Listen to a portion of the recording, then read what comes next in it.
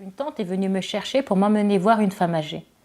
Quand je suis arrivée chez elle, j'ai vu un morceau de pagne taché de sang à même le sol sur lequel une jeune fille était allongée. Elle avait les jambes écartées et on appliquait une pommade à l'intérieur de son sexe. Puis, mon tour est arrivé. L'exciseuse m'a demandé de m'allonger et je l'ai fait sans sourciller. Ensuite, elle a sorti un couteau et ce fut le début du cauchemar. La sorcière attrapa mon clitoris et le coupa en plusieurs fois. Je hurlais de douleur. Le sang giclait. J'essayais de me débattre, mais on me tenait les jambes, les bras et la tête pour éviter que je bouge. Les mouvements de va-et-vient du couteau sont gravés dans mon corps et dans ma mémoire. Après la découpe de mon clitoris, l'exciseuse jeta de l'alcool à 90 degrés sur mon sexe mutilé. Une brûlure intense m'envahit. Elle renouvela plusieurs fois cette manœuvre avant de m'appliquer la fameuse pommade. De retour à la maison familiale, je ne pouvais pas m'asseoir. Il fallut que je m'adosse à un mur pour pouvoir rester assise. Ma mère me donna à manger, elle ne me parlera plus jamais de cet acte.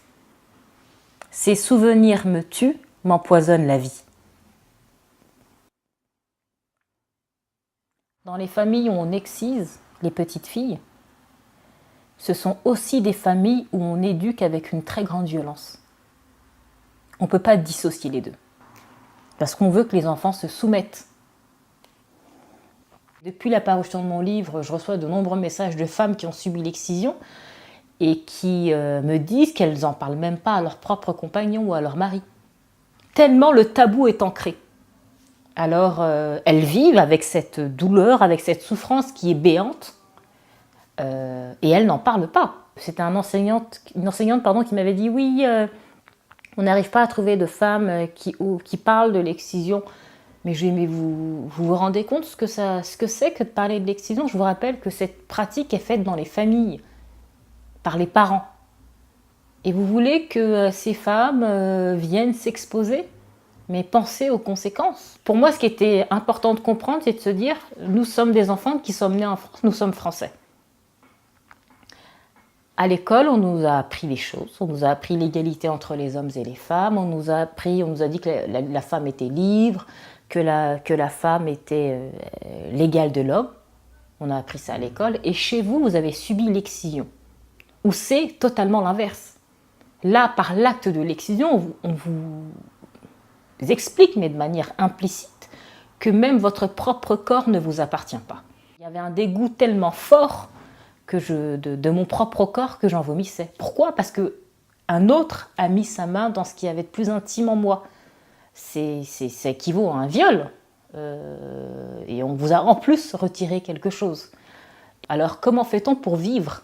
Et après, quand on a subi cet acte en France, où vous allez vous balader un peu partout, vous avez la promotion de la femme à travers les photographies, à travers les magazines, où on vante les prouesses de la femme, tant dans sa vie professionnelle que dans sa vie intime.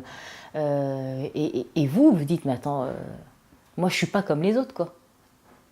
Alors, je ne suis pas comme les autres. Et pendant très très longtemps, j'ai cru que je n'étais pas une femme à part entière. J'ai cru que j'étais à moitié femme. Moi, je pense que plus les femmes sont éduquées, et moins elles vont faire exciser leurs petites. Je pense que c'est... voilà. Parce que c'est les femmes pour toi qui...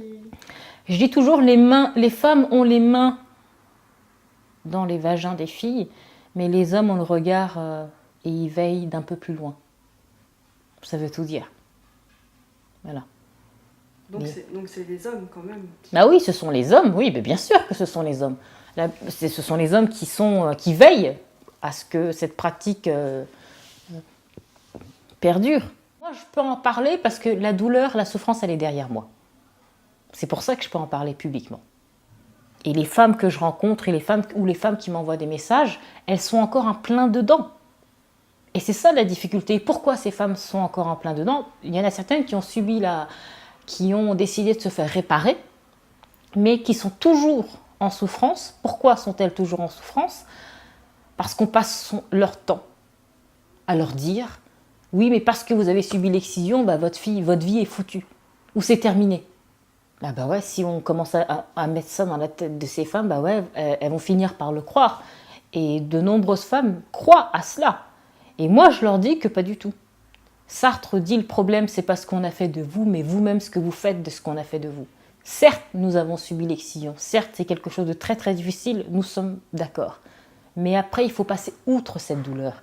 Il faut de cette douleur en faire une force. Et je pense que ça, c'est le défi de chaque individu.